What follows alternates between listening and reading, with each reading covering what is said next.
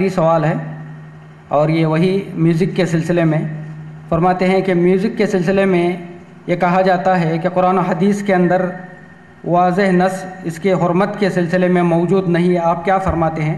اور اس کے ساتھ ساتھ گھنٹی اگر حرام ہے تو اسکول میں جو گھنٹی بجتی ہے اس کے بارے میں کیا ہے؟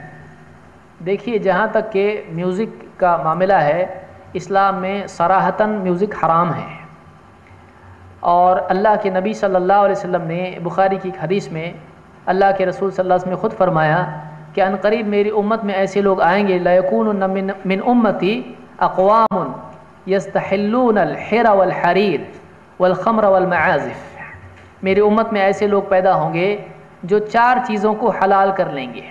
الحر والحریر، شرمگاہوں کو حلال کر لیں گے یعنی زنا کریں گے اور زنا کو حلال کر لیں گے، اور حریر کو، ریشم کو حلال کر لیں گے جو مردوں پر حرام ہے اس کو حلال کر لیں گے، اور خمر کو، شراب کو حلال کر لیں گے، اور اسی طرح سے معازف کو حلال کر لیں گے۔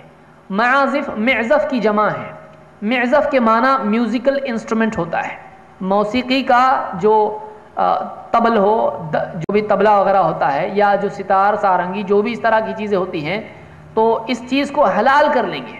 اس کو امام البخاری نے روایت کیا ہے، اور یہ حدیث صرف بخاری میں نہیں بلکہ اور بھی کتب میں، طبرانی وغیرہ میں بھی حدیث مختلف سندوں سے موجود ہے۔ تو اس حدیث میں یستحلون الحر والحریر والخمر والمعازف، تو یہاں پر معازف حلال کر لیں گے، میوزیکل آلات، میوزک کے آلات کو حلال کر لیں گے۔ حلال کس چیز کو کیا جاتا ہے؟ حلال کو حلال کرتے ہیں یا حرام کو حلال کرتے ہیں؟